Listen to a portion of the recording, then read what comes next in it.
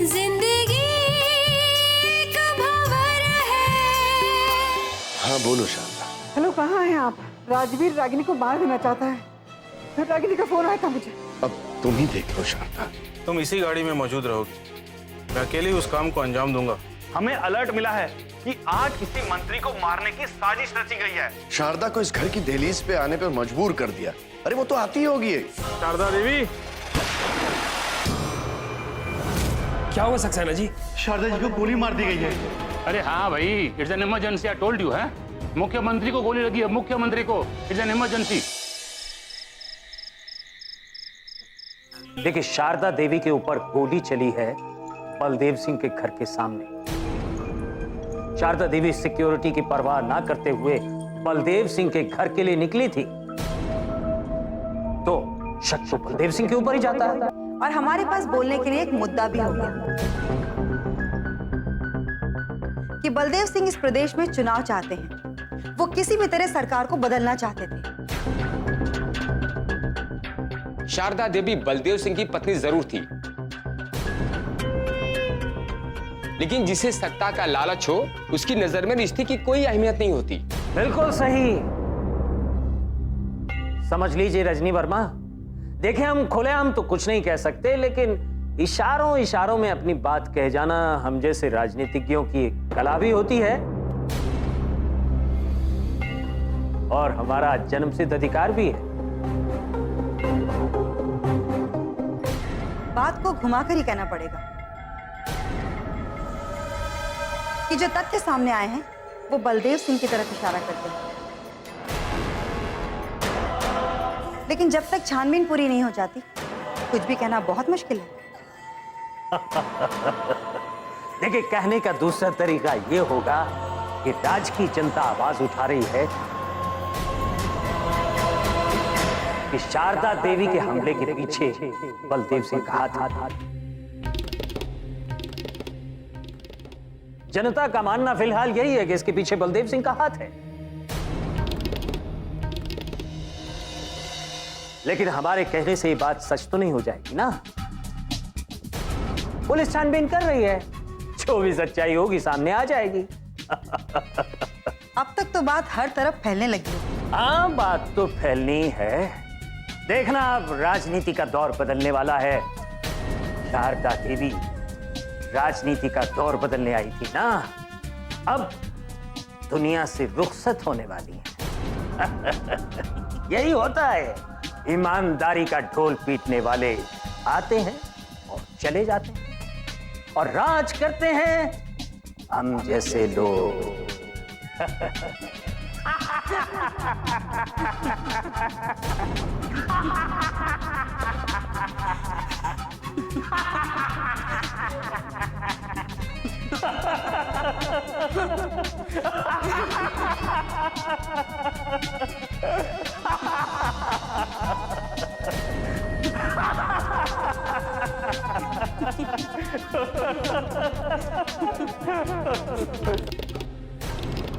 यह अपना प्रदेश के लिए बहुत बड़ी खबर है। इस खबर के मिलते ही प्रदेश सदमे की हालत में है।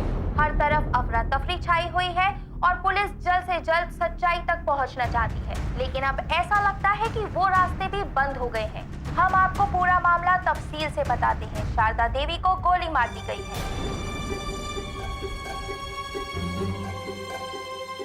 उनकी हालत बेहद गंभीर है और वो हॉस्पिटल में है। शारदा देवी, हाँ, अपना प्रदेश की मुख्यमंत्री शारदा देवी को गोली मारी गई है,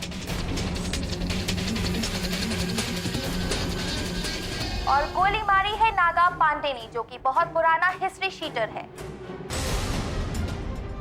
वो कुछ दिन पहले यहाँ आया था और राजधानी में रह रहा था। पुलिस उसके इरादों को समझ नहीं पाई और आज उसने इस घटना को अंजाम दिया। लेकिन दूसरी खबर ये है कि सिक्योरिटी वालों के हाथों नागा पांडे भी मारा गया।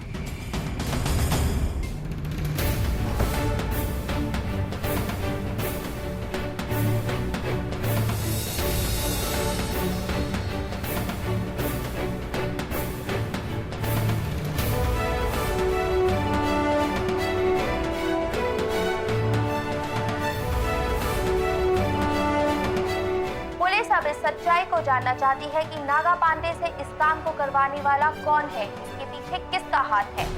क्योंकि नागा पांडे को पुलिस यदि जिंदा गिरफ्तार करती तो ये पता लगाया जा सकता था कि ये सुपारी किसने दी है और किसके कहने पर इस काम को अंजाम दिया गया है।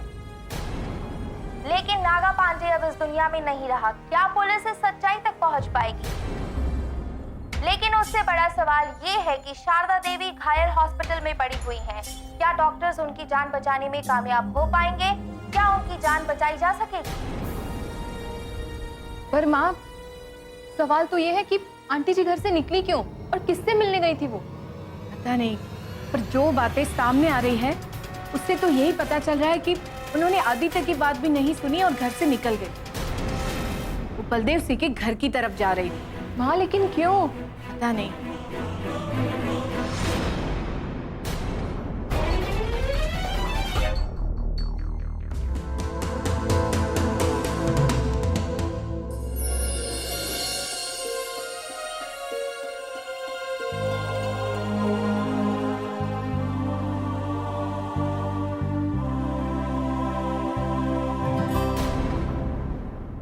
पर उन्हें कोई ना कोई ऐसी खबर मिली थी जिसको लेकर वो बहुत ही घबराहट में थी, बहुत ही परेशान थी।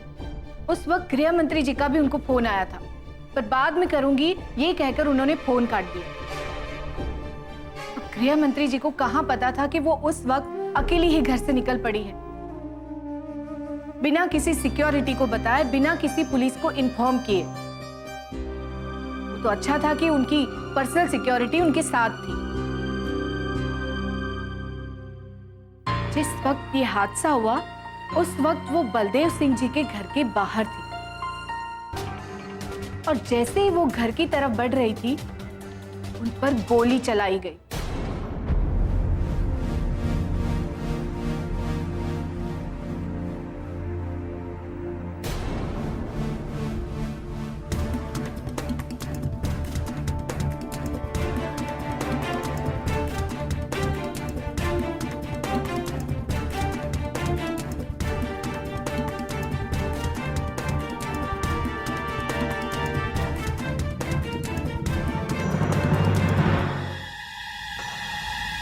तो माँ, कहीं इसका ये मतलब तो नहीं कि इस साजिश के पीछे बलदेव सिंह जी का हाथ है? बलदेव सिंह जी का हाथ है या नहीं, पर जो तथ्य और बातें सामने आ रही है कि शारदा देवी जी को मजबूर किया गया था बलदेव सिंह जी के घर जाने के लिए। मतलब कोई ऐसी खबर थी जिससे शारदा देवी बलदेव सिंह के घर पहुंच गई। उन्हें मारने का प्लान ऑलरेडी बन चुका था। सच्चाई क्या हो सकती है इसके बारे में तो हम सोच भी नहीं सकते।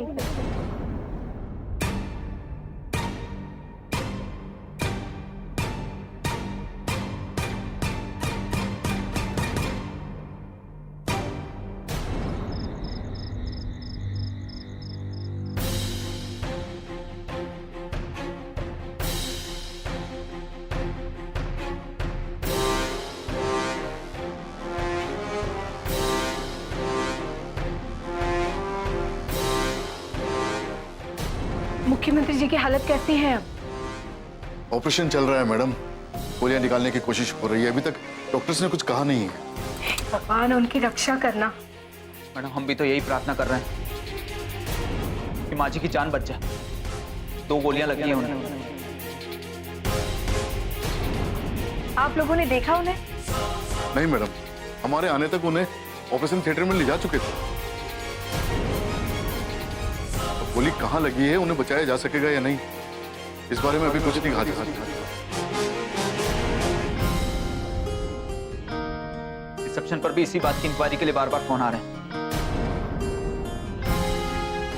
और हॉस्पिटल वाले भी परेशान हैं कि किसको क्या जवाब दें। मीडिया के जरिए जनता में ये बात फैल रही है। अब पता नहीं जनता तक ये बात पहुंचने के बाद उनका क्या रिएक्शन होगा। हाँ मैडम, ये एक ऐसी घटना है जिसकी कभी किसी ने कल्पना भी नहीं की थी। इस बात को लेकर हम बहुत ही सदमे में हैं। पता नहीं सदमे से बाहर कैसे निकल पाएंगे। इस घटना का प्रदेश की राजनीति पर बहुत बड़ा असर पड़ेगा मैडम। मुख्यमंत्री जी के घायल होने से ये सवाल उठा है कि फिलहाल इस पद को संभालेगा कौन। आप बिल्कुल ठीक कहती है मैडम। माँ जी की हालत तो गंभीर है। अगर भगवान ने चाहा तो डॉक्टर्स उन्हें जल्दी बचा लेंगे, लेकिन तब तक किसी न किसी को तो ये पद संभालना होगा। हाँ मैडम, यही सोचकर तो हम आपसे कह रहे हैं कि राजनीति पर बहुत बड़ा असर पड़ेगा। अब पार्टी पता नहीं इस कुर्सी पर किसे बिठाएगी और वो इस लायक होगा भी या नहीं। पार्टी और सरकार की बात तो छोड़िए, बस किसी भी तरह ये खबर आ जाए कि मुख्यमंत्री जी अब खतरे से बाहर है। माँ जी जरूर बच जाएगी मैडम। हाँ मैडम, जिन लोगों ने मुख्यमंत्री जी की जान लेने की कोशिश की है उन्हें बख्शा नहीं जाएगा। मैडम की जान जरूर बचेगी। हाँ मैडम, जिन लोगों ने माँ जी को इस हालत में पहुंचाया है वो लोग बचकर निकलने नहीं चाहिए। फिलहाल तथ्यों के आधार पर जिनका नाम पहले आया है वो बलदेव सिंह का नाम आया है।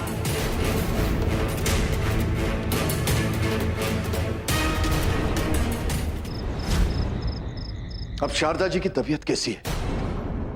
मैं बलदेव सिंह बोल रहा हूं, बताइए उनकी हालत कैसी है? क्या नहीं,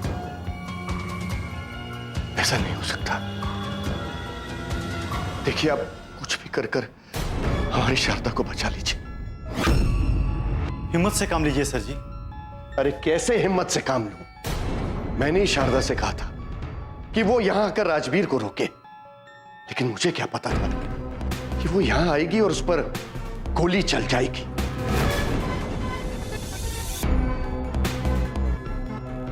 और किसको पता था कि शारदा यहां आने वाली है?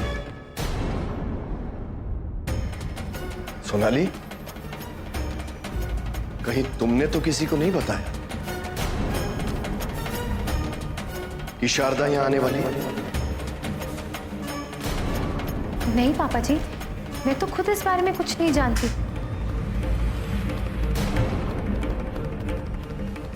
पापा जी, सोनाली ही नहीं,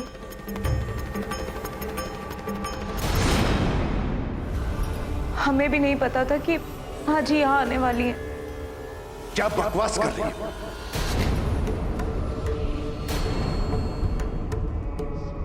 शारदा को तुमने ही फोन किया था ना कि राजवीर तुम्हें मार देना चाहता है?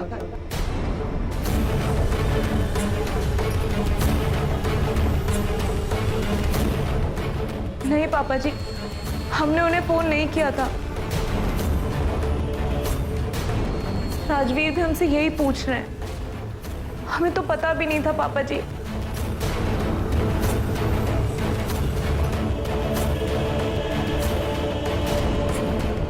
अगर हमें पता होता कि माँ जी आने वाली है तो हम आप लोगों को कैसे नहीं बताते।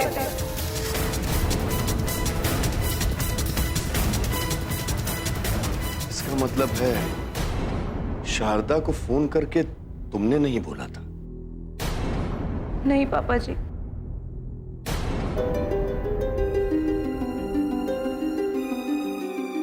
यानी कि ये एक साजिश थी। तुम्हारा नाम लेकर किसी ने शारदा को यहां बुलाया। ये शारदा को मारने की साजिश थी। लेकिन पापा जी, ये घटना हमारे घर के बाहर हुई है।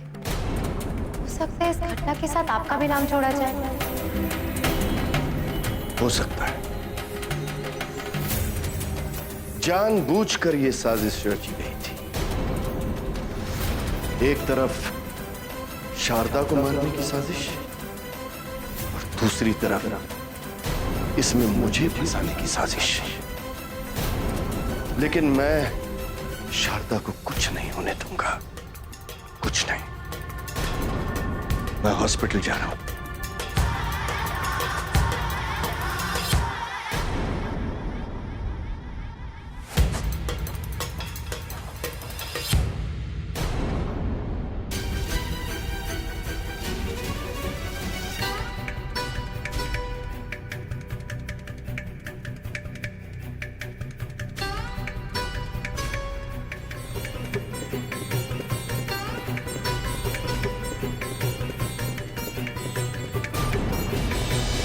इस बात को छुपाने की कोशिश भी तो की जा सकती है। एकदम से मुख्यमंत्री के मरने की खबर आ जाए तो हो सकता पूरे प्रदेश में हलचल मच जाए। जिंदगी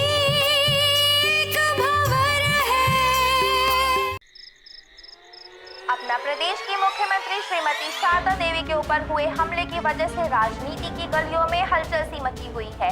अपने प्रदेश से दिल्ली तक यही चर्चा है कि इस हादसे के पीछे किसका हाथ है और ये बात बहुत जोर शोर से उठाई जा रही है कि इस हमले के पीछे किसी की गहरी साजिश है, क्योंकि शारदा देवी प्रदेश के लिए बहुत ही अच्छा काम कर रही थी और ये बात कुछ लोगों को रास नहीं आ रही थी।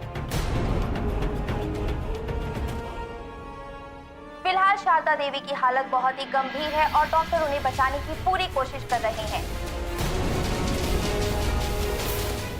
लेकिन सूत्रों के अनुसार जो खबर मिली है उसके हिसाब से शारदा देवी को बचा पाना बहुत ही मुश्किल है। उनकी हालत बेहद नाजुक है। अब देखना यह है कि अपना प्रदेश की राजनीति क्या करवट लेती है।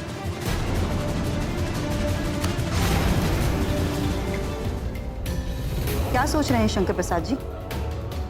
सोचना क्या है, बस खबर का इंतजार है, लेकिन खबर है कि आधी अधूरी आ रही। मैंने तो सोचा था कि नागा पांडे एक ही बार में काम तमाम कर देगा और खबर आएगी कि शारदा देवी इस दुनिया में नहीं रही और अपना प्रदेश के मुख्यमंत्री की सीट खाली हो चुकी है। लेकिन ये खबर आधी अधूरी आ रही है। आप इतना बेचैन क्यों हो रहे हैं शंकर प्रसाद जी? बहुत जल्द आपको अच्छी खबर मिलने वाली है, वो खबर जिस खबर का आपको इंतजार है। सरकार, जो होना था वो तो हो चुका, लेकिन प्रशासनिक तौर पर इस बात की इतनी जल्दी घोषणा की जाएगी, इस बात की उम्मीद भी नहीं की जा सकती। इस बात को छुपाने की कोशिश भी तो की जा सकती है। एकदम से मुख्यमंत्री के मरने की खबर आ जाए तो हो सकता पूरे प्रदेश में हलचल मच जाए। डॉक्टर कुछ भी कहने को तैयार नहीं है कि वो शारदा देवी की जान बचाने में कामयाब हो पाएंगे या नहीं। इस साजिश से पर्दा तो जरूर उठेगा, बस शारदा देवी की जान बच जाए। डॉक्टर अपनी तरफ से तो शारदा देवी को बचाने की पूरी कोशिश कर रहे हैं, लेकिन फिलहाल हमारे सामने सबसे बड़ी समस्या यह है कि किसी ना किसी को तो कार्यकारी मुख्यमंत्री घोषित करना होगा। ठीक कह रहे हैं आचार्य जी आप। जब जनता के बीच ये बात फैलेगी कि शारदा देवी को गोली मार दी गई है, तो जन आक्रोश किस तरह से फैलेगा इसका अंदाजा लगाना बहुत मुश्किल है। तो प्रदेश को संभालने के लिए फिलहाल हमें किसी न किसी को मुख्यमंत्री पद पर तो बैठाना ही होगा। फिलहाल तो सोचने वाली बात यह है कि कार्यकारी मुख्यमंत्री किसे बनाया जाए। इस बात का फैसला तो आप ही लोगों को करना है। आप चाहें तो पार्टी कार्यकारिणी की एक इमरजेंसी बैठक बुलाइए और इस बात का फैसला कर लीजिए। देखिए, हमने सबसे बात कर ली और सभी का कहना यह है कि इतनी अर्जेंट मीटिंग नहीं बुलाई जा सकती, और इस बात का फैसला अगर आचार्य जी करें तो ही बेहतर होगा। शारदा देवी के प्रति हमदर्दी जताने के लिए फोन तो सबके आ रहे हैं, क्योंकि सबको यह पता है कि इन हालात में किसी ना किसी को तो कार्यकारी मुख्यमंत्री बनाना ही पड़ेगा, और हर विधायक इस जुगाड़ में है कि हम उसके नाम की घोषणा करें। सभी लोग अपनी अपनी याद दिलाना चाहते हैं कि वो भी कतार में हैं और इस पद के काबिल भी हैं। कितनी हैरानी की बात है कि शारदा देवी जी को गोली लगी है और वो हॉस्पिटल में है और सबको अपने अपने लिए मौके नजर आ रहे हैं, और वो ये भी सोच रहे होंगे कि जो कार्यकारी मुख्यमंत्री बनेगा, अगर कल को शारदा देवी नहीं रही तो हो सकता है कि पूर्ण रूप से मुख्यमंत्री बन जाए। बिल्कुल ठीक कह रहे हैं आप। सभी के दिमाग में ऐसा ही कुछ चल रहा होगा।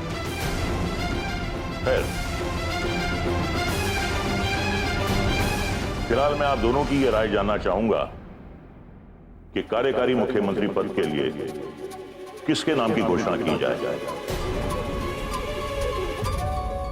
ये घोषणा तो हमें आज ही करनी होगी ताकि कल किसी भी हालत में उसे शपथ दिलाया जा सके। मैं सोच रहा हूं जिन लोगों को भी हमने मंत्री पद दिए हैं सभी अपनी अपनी जिम्मेदारी बखूबी निभा रहे हैं। हम राकेश जी की बात करें, मेघना जी की बात करें, फरीदा जी की बात करें या सिद्धि देवी की, सभी लोग अपना अपना काम बखूबी कर रहे हैं। इन्हीं में से किसी को कार्यकारी मुख्यमंत्री पद दे देना चाहिए। हाँ, ठीक कह रहे हैं आप। राकेश जी, आप क्या कहते हैं? अगर मुख्यमंत्री पद के लिए हम आपके नाम की घोषणा करें तो आपको कोई एतराज तो नहीं?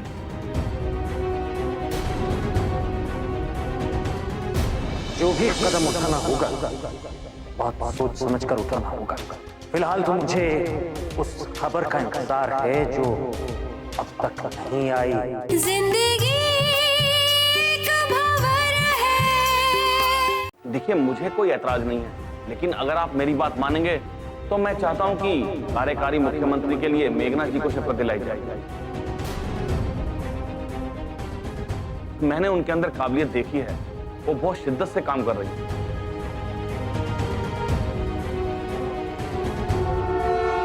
बिल्कुल ठीक कह रहे हैं आप।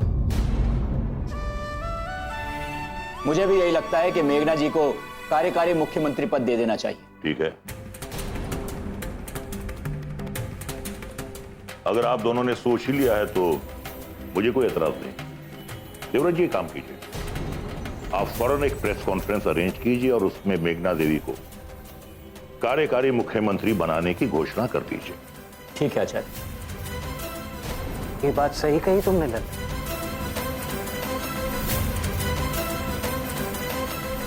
बिल्कुल ऐसा भी हो सकता है। हाँ,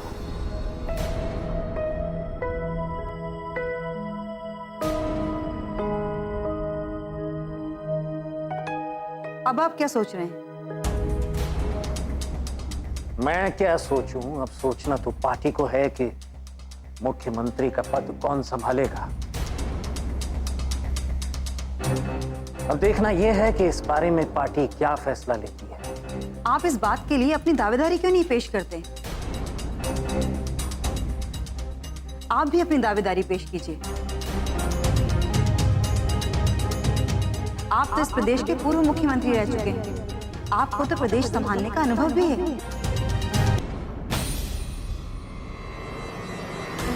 देखते हैं, जो भी कदम उठाना होगा बहुत सोच समझकर उठाना होगा। फिलहाल तो मुझे उस खबर का इंतजार है जो अब तक नहीं आई।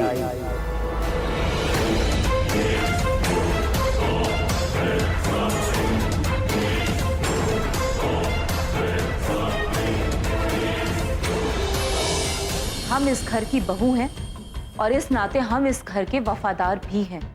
तुम नहीं। तुम तो ना जाने किस किस के इशारों पर नाचती रही हो, और आज भी पता नहीं किसके इशारे पर तुमने ये साजिश रची। ये जो घोटाले होने शुरू हुए हैं, मुझे पक्का यकीन है कि उसमें माँ का कोई हाथ नहीं। लेकिन अगर माँ इसकी छानबीन करना शुरू करती ना, तो सबके चेहरे बेनकाब हो जाते।